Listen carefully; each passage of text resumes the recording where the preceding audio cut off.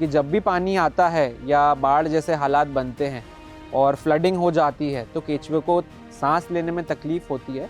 इसलिए आप कभी भी वर्मी कंपोस्टिंग करें तो आपको ये सुनिश्चित करना है कि आपका जो खेत है या आप जिस धरती पर भी वर्मी कंपोस्टिंग करना चाह रहे हैं वहाँ पे पानी का भराव होना बहुत ही नेगेटिव इफ़ेक्ट्स आपके काम के लिए ला सकता है। सर लगभग 350 बेड्स हैं जो कुछ दिनों में लगभग 400 बेड्स हो जाएंगे और इनसे लगभग हमारा साल का 600 टन वर्मी कंपोस्ट इस साल हमें मिली है। अभी टर्नओवर कितना होगा आपका? ये साल लगभग हमारा 75 से 80 लाख का टर्नओवर इस साल रहना चाहिए। सपना तो था एयरफोर्स के फाइटर प्लेन में बैठकर आसमान छू लेने का, लेकिन जब किसी कारणवश सेना में जवान नहीं बन पाए तो किसान बनकर आसमान छूने के सपने को पूरा करने चल पड़े। आज हम पहुंचे हैं सहारनपुर के सबदलपुर गांव में और आपको मिलवाने जा रहे हैं एक ऐसे युवा किसान से जिन्होंने डीयू से पढ़ाई के बाद खेती किसानी की दुनिया को चुना और अब वो वर्मी कंपोस्ट का काम करके अपनी एक अलग पहचान बना रहे हैं। हमारे साथ इस समय मौजूद हैं यश दयाल शर्मा। यश, बहुत बहुत स्वागत है आपका हमारे चैनल गांव जंक्शन में इस समय। यश, ये बताइएगा कि कैसे ये वर्मी कंपोस्ट के काम में आ गए? कहाँ तो एयरफोर्स में जाने का सपना था और आ गए गोबर के काम में आ गए, गोबर, केंचुए, खाद। जी सर, काफ़ी अनोखा सफ़र रहा है मेरा और जो भी लोग इस कार्य में मेरे साथ जुड़े हैं। आपने बिल्कुल सही कहा सर, एक बार सोचा था कि आसमान की ऊंचाइयां छुएंगे वायुसेना में जाकर, पर जब वो नहीं हो पाया क्योंकि मुझे आंखों में एक छोटा सा डिफेक्ट था और एयरफोर्स में सिलेक्शन नहीं हो पाया, तो मैंने दोबारा सोचा कि इस देश को युवा की ज़रूरत सबसे ज़्यादा किस क्षेत्र में है।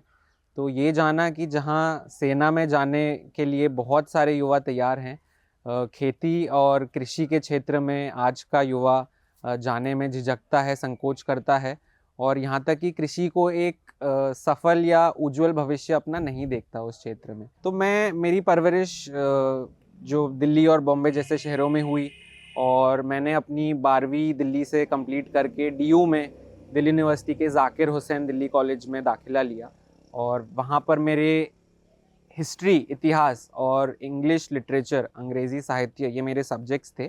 2020 में लगभग जब मैंने सोचा कि ज़िंदगी में आगे क्या करना चाहिए, तो इस समय मैंने एक ऐसी एनिमल रेस्क्यू किया था और मैं एक पेरेंट बहुत जल्दी बन चुका था, तो जिम्मेदारियां बढ़ गई थी, अपने बच्चे को जगह देनी थी, तो सोचा क्या किया जाए और एक अच्छी आय कमानी थी, एक ऐसी आय जिससे दूसरों को नुकसान ना पहुँचे, प्रकृति या किसी अन्य जीव का शोषण ना हो। तो मैं वापस 2020 के दौरान लगभग लौटकर अपने पैतृक गांव आया जो यहाँ से कुछ दूरी पर है। वो यमुना के किनारे था और मैंने खेती को बारीकी से समझना शुरू किया। जब खेती को समझा तो ये जाना कि किसी भी प्रकार की खेती के लिए मिट्टी का स्वस्थ होना और मिट्टी में उर्वरा क्षमता अच्छी होना बहुत ज़रूरी है। अब मिट्टी को बेहतर कैसे बनाया जाए, तो किसान का सबसे अच्छा मित्र जिसे कि केंचुआ कहते हैं, वो मैंने जाना कि हमारे खेतों से विलुप्त हो चुका है। पश्चिमी उत्तर प्रदेश, हरियाणा और पंजाब, जहां हमारे देश की सबसे उपजाऊ मिट्टी होती थी, आज वहां किसानों को केंचुआ अपने खेत में बिल्कुल देखने को नहीं मिलता। यश, ये बताइए कि फिर ये शुरुआत कैसे हुई? जब ये तय हो गया तो कहाँ सबसे पहले आपने इसकी शुरुआत की? कितने बेड्स बनाए, कितने एरिया में? तो इस काम की शुरुआत हमने आज से लगभग 5 साल पहले की थी, जब हमने छोटे स्तर पर अपने गांव में इस कार्य की शुरुआत करी। लगभग हमने 20 बेड लगाए थे और उन 20 बेडों को लगाने के बाद हमें जो रिज़ल्ट्स मिले, जो हमने अपने खुद के खेतों में हमारे यहाँ पॉपुलर के पेड़ लगते हैं, तो इन पेड़ों पर जब हमने खाद लगाकर उसके परिणाम देखे तो हमारे साथ साथ गांव के और भी लोग दंग थे, क्योंकि सिर्फ एक जैविक खाद को डालने से अगर आपके पेड़ों की ग्रोथ बढ़ गई, जब मौसम ख़राब हुआ, आंधी तूफान आया, तब आपके पेड़ नहीं झुके, पेड़ नहीं गिरे, तो हमने ये माना कि सक्सेस रेट हमारा काफ़ी बढ़ गया था।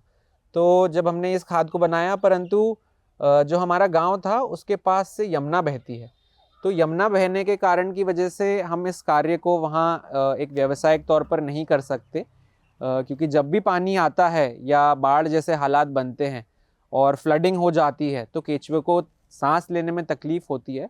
इसलिए आप कभी भी वर्मी कंपोस्टिंग करें तो आपको ये सुनिश्चित करना है कि आपका जो खेत है या आप जिस धरती पर भी वर्मी कंपोस्टिंग करना चाह रहे हैं वहाँ पे पानी का भराव होना बहुत ही मतलब नेगेटिव इफेक्ट्स आपके काम के लिए ला सकता है। तो अगर फ्लडिंग होती है, पानी का भराव होता है, पानी की निकासी नहीं है, तो ऐसी ज़मीनों पर आपको वर्मी कंपोस्ट नहीं करना तो चाहिए। कैसे समस्या का समाधान किया, फिर कैसे बढ़ाया? तो हमने 2021 में सफदलपुर गांव में एक व्यावसायिक तौर पर वर्मी कंपोस्टिंग की शुरुआत करी।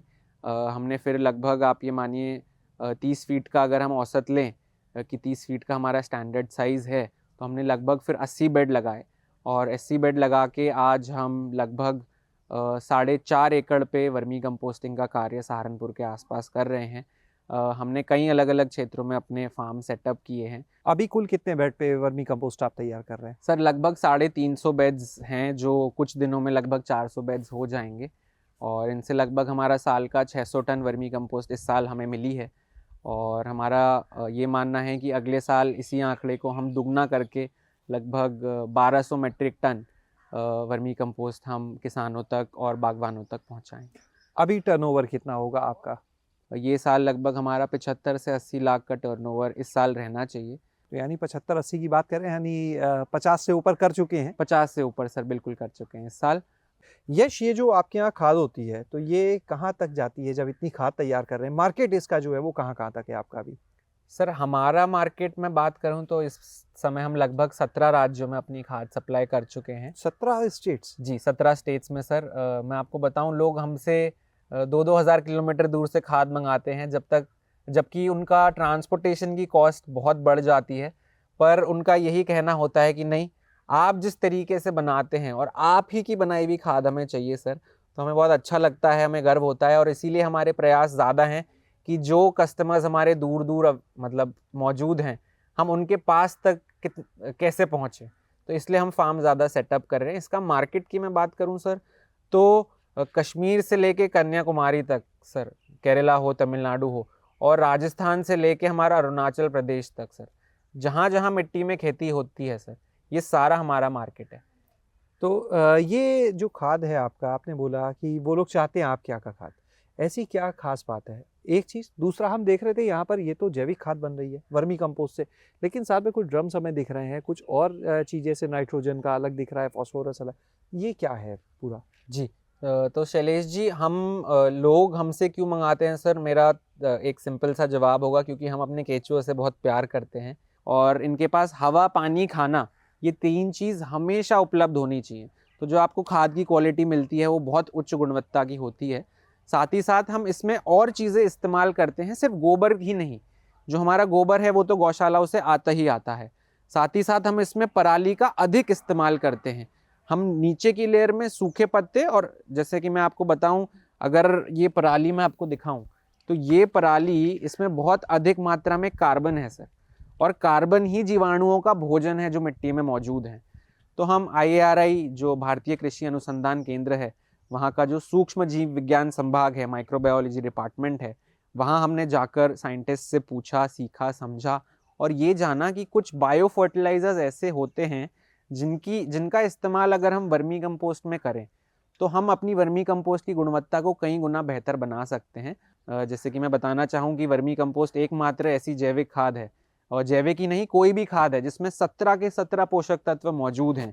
उसके साथ साथ दुनिया भर के plant growth promoting hormones, humic acid और बहुत सारी अन्य चीज़ें हैं। इसको हम एक लेवल आगे कैसे लेके जाएं, इसलिए हमने जितने भी आपने माइक्रोबियल कल्चर्स देखे शैलेश जी, उनका हम इस्तेमाल तैयार खाद में करते हैं, ताकि किसानों की समस्याओं का हम और बेहतर समाधान उनको दे सकें। यानी जो ज़मीन की ज़रूरत है, जो मिट्टी की ज़रूरत है, उसके हिसाब से कस्टमाइज खाद तैयार करके किसान तक पहुंचाना। जी सर। उदाहरण के तौर पर बगीचों में हम आर्बिस्कुलर माइकोराइजा नाम की एक फफूंद, मित्र फफूंद होती है। इसका काम क्या है सर? ये पौधों की जड़ों में अपना घर बनाती है। पौधों की जड़ों में घर बनाने के बाद दूर दूर से, यहाँ तक कि मैं जंगलों में बताऊं तो 100 किलोमीटर दूर से पोषक तत्व खींच के लाने की क्षमता आर्बिस्कुलर माइकोराइजा रखती है। तो इसके कल्चर्स हम अपनी खाद में मिलाते हैं, जो खाद हमारी बगीचों में जानी होती है, क्योंकि बड़े पेड़ हैं, एवरग्रीन हैं, हमेशा आपको हर साल फल देंगे। तो उनकी जड़ों को सबसे ज़्यादा पोषक तत्व दूर दूर से भी मिलें, तो उसके लिए हम आर्बिस्कुलर माइकोराइजा भी इस्तेमाल करते हैं।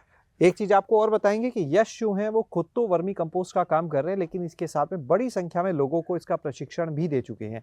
यश, अब तक जब से ये यात्रा शुरू हुई कितने लोग आपसे वर्मी कंपोस्ट बनाना सीख चुके हैं? सर लगभग 3,25,000 किसान हैं जिनको हम ट्रेनिंग दे चुके हैं।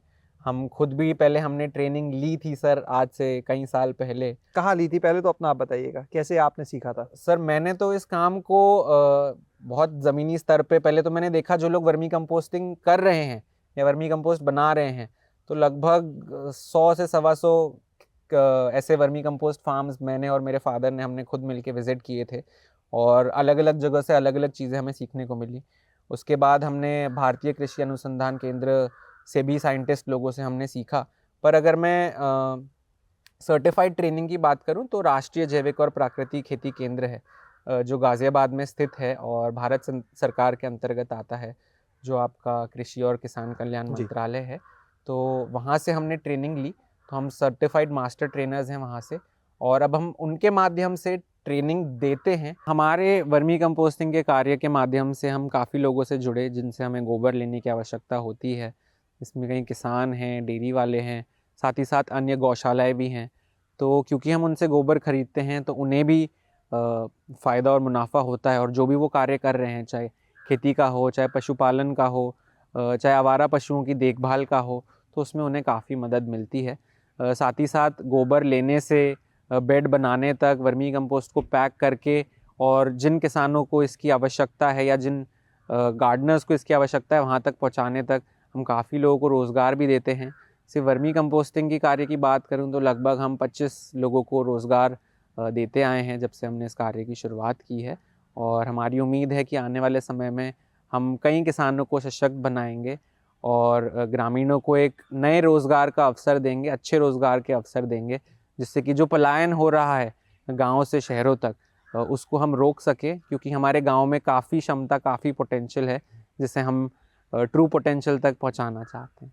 तो यहाँ पर आज आप सुन रहे थे यश को, जो वर्मी कंपोस्ट के काम से जुड़े अब जो उनका सालाना टर्नओवर है वो 50 लाख पार कर चुके हैं। अब लक्ष्य जो है और ज़्यादा का है, लगातार इसको बढ़ाते जा रहे हैं, और कई लोगों को यहाँ पर वो प्रशिक्षण भी दे रहे हैं। वर्मी कंपोस्ट कैसे बनाई जाती है ये भी उनको सिखा रहे हैं, और इसके साथ में कई लोगों को बड़ी संख्या में यहाँ से रोजगार भी मिल रहा है।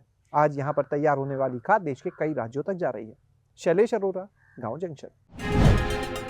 गाँव जंक्शन को सभी सोशल मीडिया प्लेटफॉर्म्स पर फॉलो करें। व्हाट्सएप चैनल और जीमेल आईडी पर भी संपर्क साध सकते हैं।